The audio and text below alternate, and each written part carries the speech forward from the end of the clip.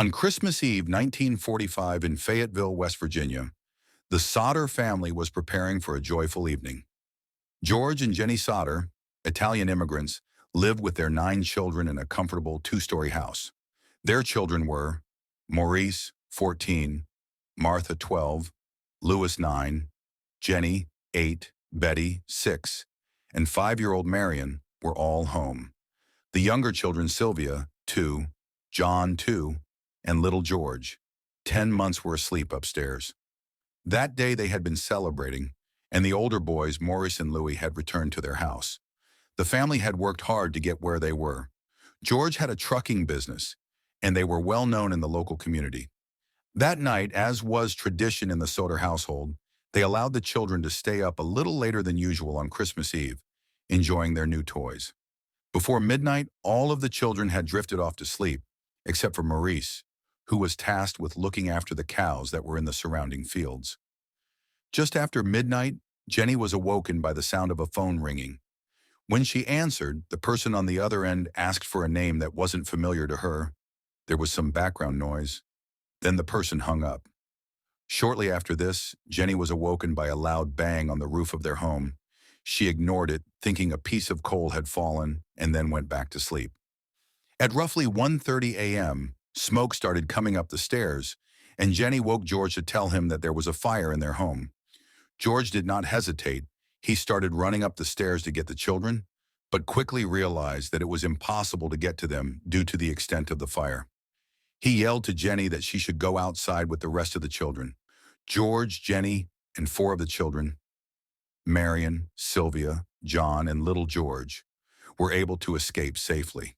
The fire spread extremely rapidly, and the family were forced to look on in horror as their home was engulfed in flames. As the blaze intensified, the family desperately tried to save their remaining 5 children that were trapped inside. George attempted to reach the upper level of the home, but was forced back by the flames. He and some of the neighbors tried to access a ladder on the side of the house, but it seemed to be missing. Some tried to break windows and run through, but it was too dangerous to get close enough. After hours of trying to save their remaining 5 children, they watched in horror as the family home was reduced to ashes. The local fire department arrived much later in the day than what would have been ideal. They said that it was due to an absence of working phone lines. This meant that they had to travel to a neighboring town to inform them of the fire. The firefighters arrived at the scene at roughly 8 a.m. the next morning. They were completely baffled as, despite the family claiming there were 5 children inside, there were no remains of the 5 children in the ashes of the house. This baffled the investigators, as a fire that was that destructive would have left remains behind. What had started as an unfortunate incident turned out to be a mystery when the lack of remains was combined with other strange events that had taken place that night. There were strange footprints that had been found near the house that led to nowhere, and the ladder that George had tried to use was discovered lying on the ground. Completely fine, despite the family saying that it was missing. They also had concerns over the speed at which the fire had spread, as it was far faster than anything they had ever seen before. It was thought to be suspicious as to how it spread, and how the fire seemed to favor engulfing the top level of the house where the children were. The official conclusion by authorities was that the fire was accidental, resulting from faulty wiring, and the missing remains were because of the nature of the fire. George and Jennie did not believe this, and for the next few decades, they dedicated their lives to uncovering the truth of what had happened to their children. They believed that their children had been kidnapped and their home was burned to cover the crimes. Their reasons for believing this were many: the speed of the fire, the missing ladder, the phone call that had woken Jennie, the mysterious footprints, and the lack of any remains of the children. Also, the lack of any evidence of the children's remains in the basement was a huge question mark for the Sodder family. In the years that followed, the Sodder family conducted their own investigations. They put up a billboard in the area showing photographs of the missing children with the offer of a $5,000 reward for information. They were certain that the children were still alive and would not accept what the authorities were telling them.